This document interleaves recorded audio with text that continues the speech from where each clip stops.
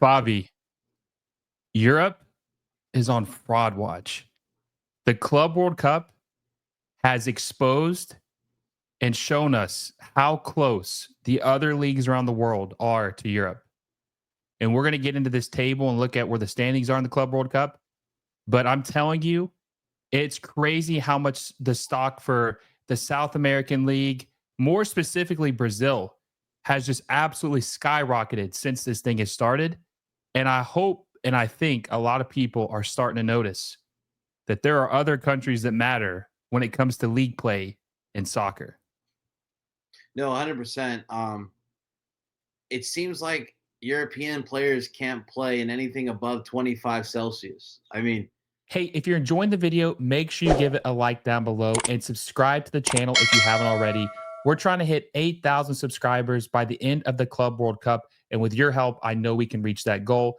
So make sure you subscribe if you haven't already and hit that little bell notification so you never miss any of my videos. Now, back to the video. everyone's saying the weather in the United States is too much. It's too hot over here, which is wild. I mean, it is hot. Yes, the U.S. can be hot, but it's not like Qatar level of heat, right? We're talking, I would say, a more normal level of heat. I don't even think it's Brazil hot here, to be honest.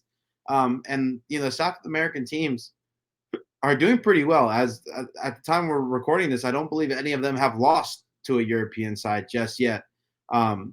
But again, yeah, I think the world is waking up and seeing how good South American soccer really is, personally. Yeah, and not just South American soccer, Major League Soccer. Inter Miami had a big win. CONCACAF, Monterrey had a draw with Inter Milan. I mean, that's the team that the runner up in the UEFA Champions League this year. And we're going to get into this a little bit, but I think this is an important question and it's an important thing to talk about. There is an arrogance with European fans, a lot of them, that they think they're better than everyone else, that no one even comes close to them. But I've said this many times. They're comparing themselves to themselves. They don't play other teams in South America or North America or Asia. They just play each other. So it's easy to say you're the best when you're only playing yourself.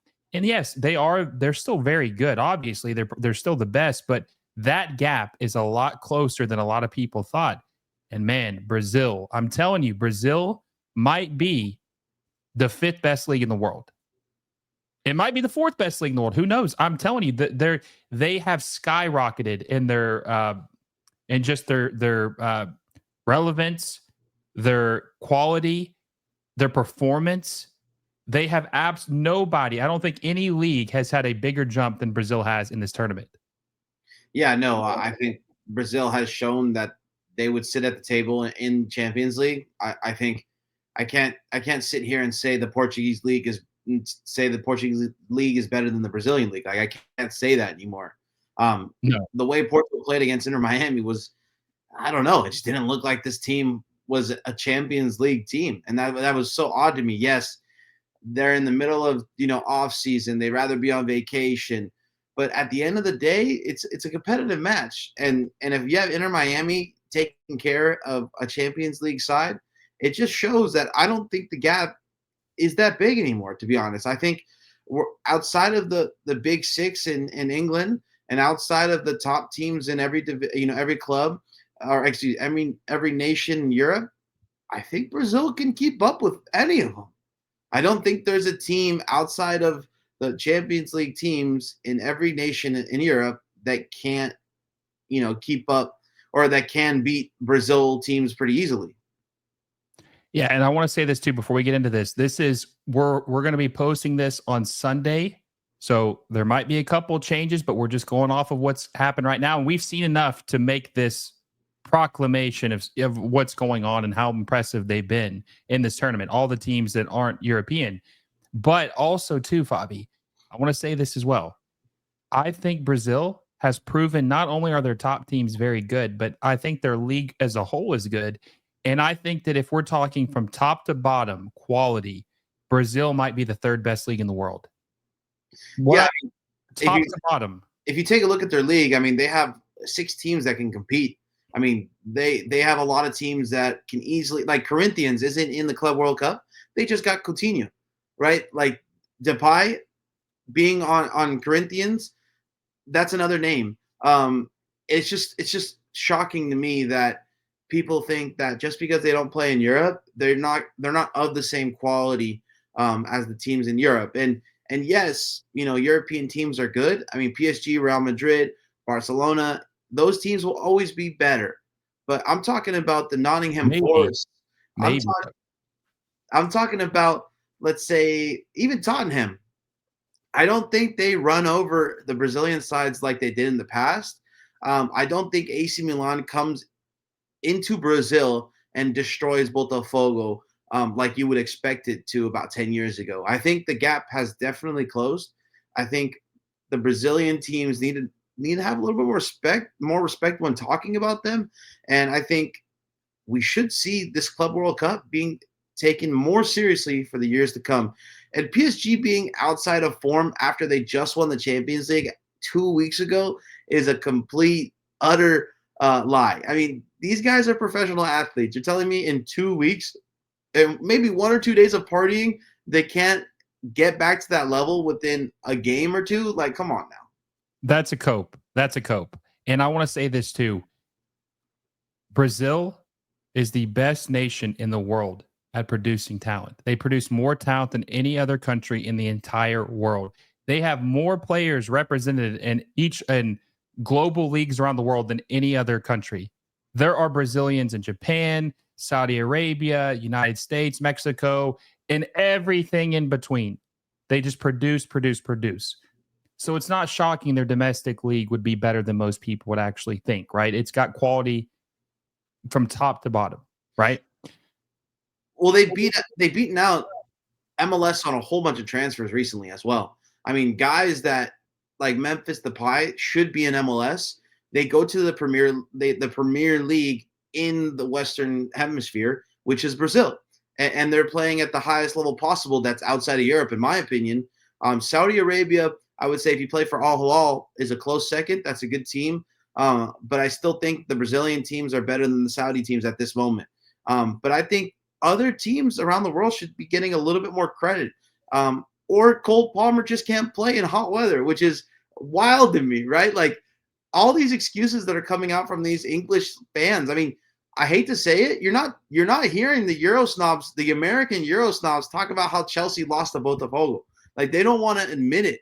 That this whole time I'm hearing, oh, England's this, English soccer is so much better, European soccer is so much better. Hey, the results are coming in with this Club World Cup. If they're not taking it as seriously, they need to take the heat that comes with not taking this seriously, because all these South American teams are just going out there and getting results, and shoot, some CONCACAF teams are as well.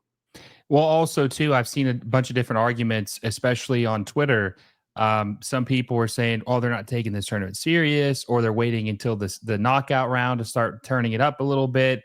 Or oh, it doesn't even matter. There'll be some European team in the final. Just a lot of copes, and they're moving the goalposts, But let's look at these results because that's what matters, right? We'll start off with Group A: Palmeiras and Inter Miami atop of the table. Who would have thought?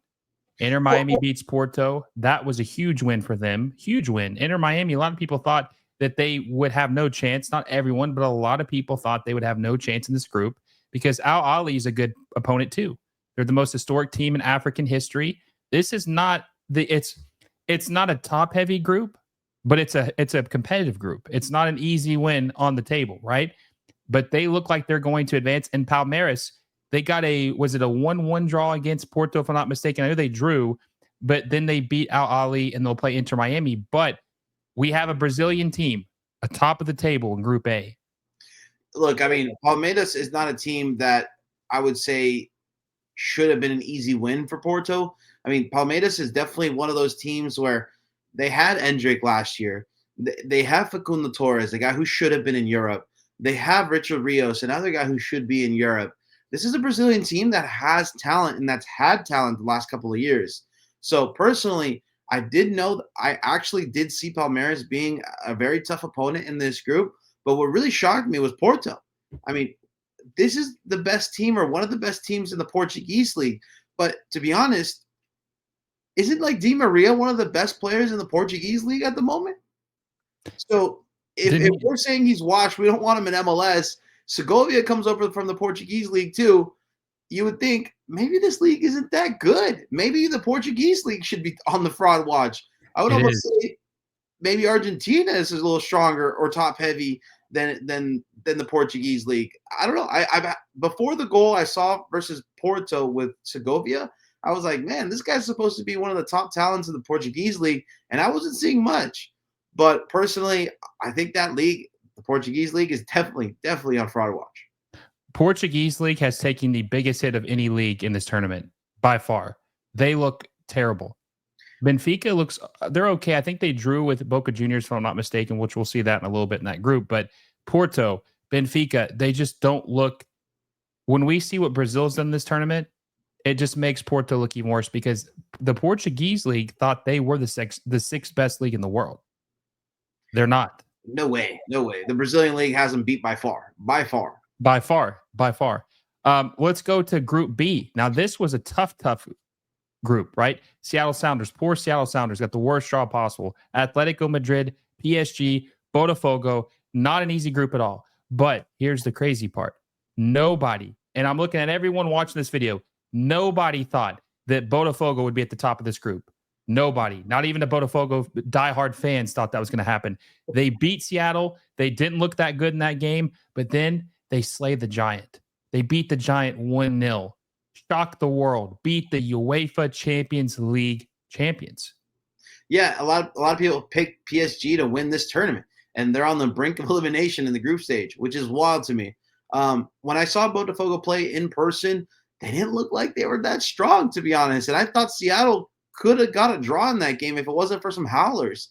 And then for them to, take that game, take the 3 points, and then to go to LA and beat PSG in front of a PSG crowd, I think is just insane. Coming off of a UEFA Champions League, no, Botafogo had a stellar performance. And sometimes it's not going to be the prettiest game, but you're going to get results if you grind these games out. And you know what I'm noticing about these European teams? They don't have that dog in them. And I'm seeing that dog from the Brazilian teams and the Argentinian teams. They want it. They literally want it.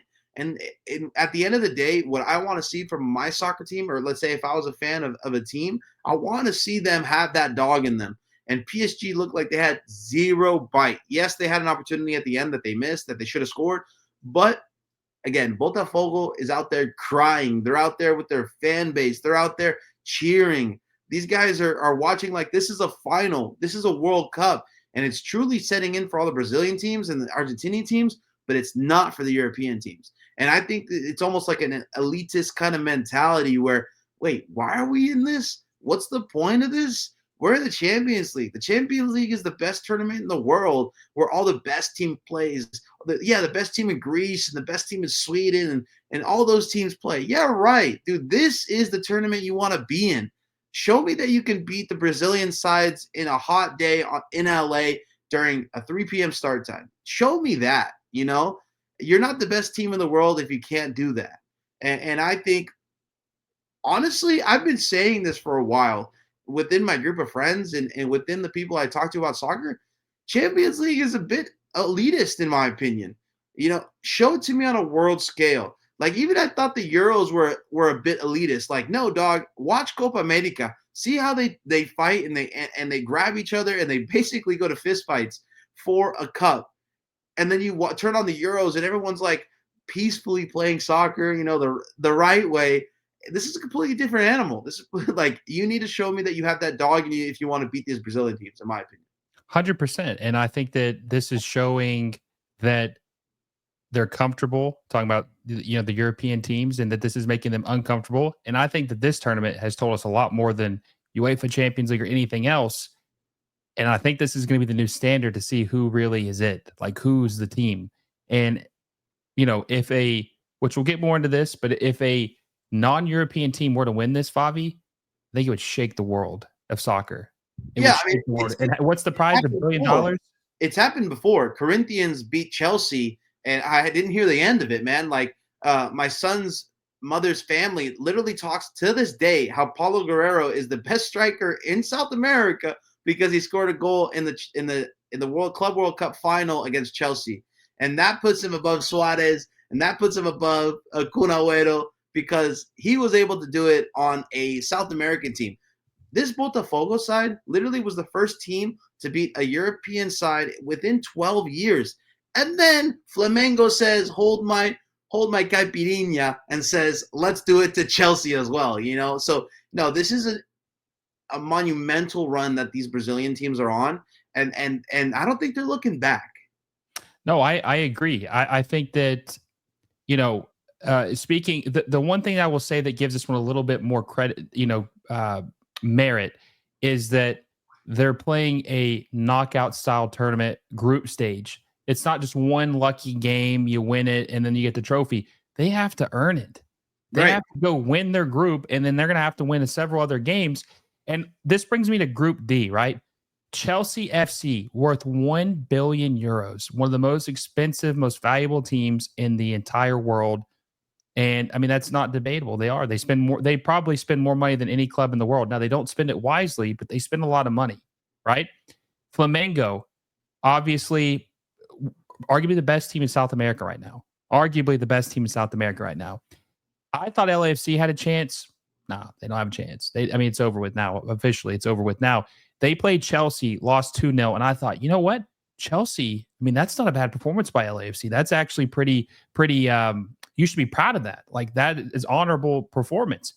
But then Flamengo just absolutely dog walked Chelsea 3-1 today. And that good performance by LAFC just went out the window because Chelsea was the confirmation of Europe on Fraud Watch. Botafogo was the teaser. Flamengo was to put a stamp on it, fraud on your forehead. That's what happened. They beat the fourth best team in the Premier League, worth triple what they're worth. 3-1.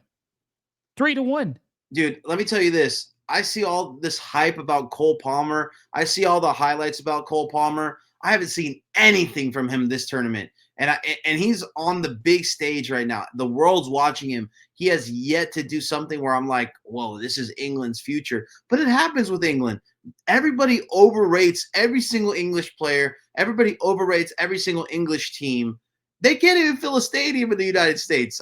This is not only are they on Fraud Watch in the stands, but they're on Fraud Watch outside of the stands too. Because I don't know, people aren't showing up for Chelsea, and it's showing on the pitch for sure. And here's another thing I got to say. I don't want to hear anything about this being I saw some people coping saying this is a friendly tournament. There's $1 billion at stake. This is not a friendly tournament. There's a lot of money. This is more money than the Champions League. 100%. This is the way, if you're a player watching this tournament fold or unfold, and you don't think this is a serious tournament, you see the Brazilian teams crying on the sidelines. You see them praying to God that they won. If you're a European team and you think this is a friendly tournament when you're watching them, you're out of your mind. You're just coping. And if you're an English person saying, oh, this is a money grab tournament, what's up with that? Like, what's up with all these Europeans always just completely crapping on everything that's new or crapping on everything that's not in their favor because it's not the Premier League or it's not the Champions League? Show me that you could beat Botafogo 3-0 in Atlanta on a Tuesday and we'll talk. But you haven't done that yet. Yeah. And here, moving to Group B, this is another surprise. Inter Milan get the draw against Monterrey, right? Huge result for Monterrey and CONCACAF. Huge result, right? Like I said, runner-up in the UEFA Champions League.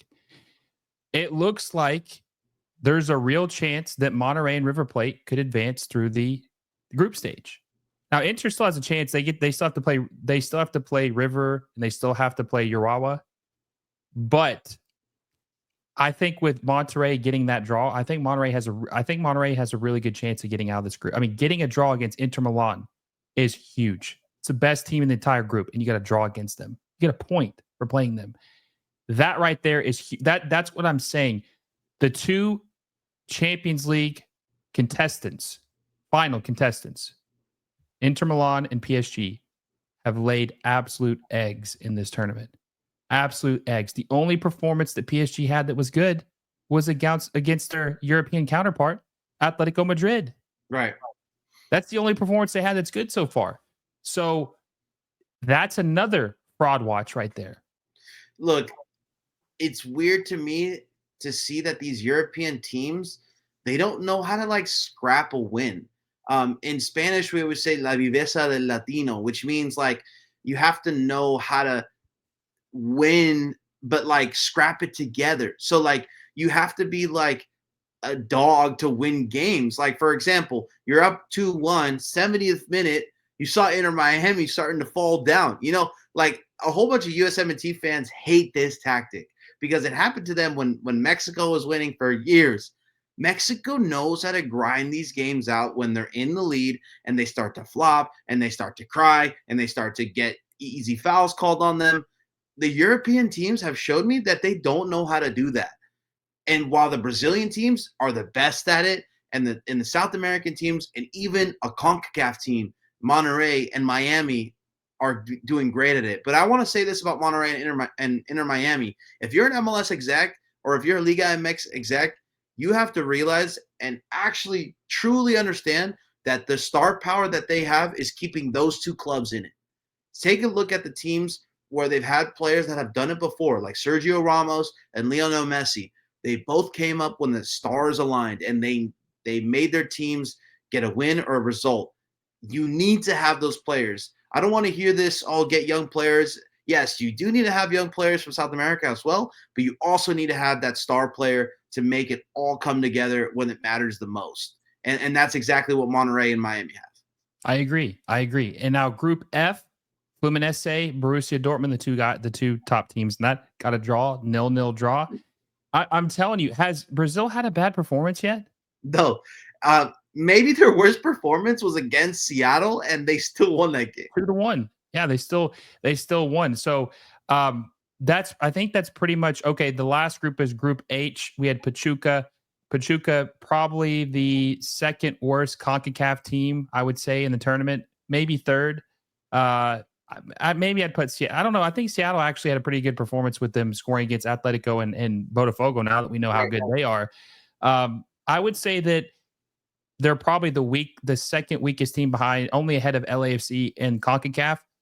But they have a really hard group, man. Salzburg is no slouch. Madrid's obviously Madrid, and Al Hilal's spin like crazy.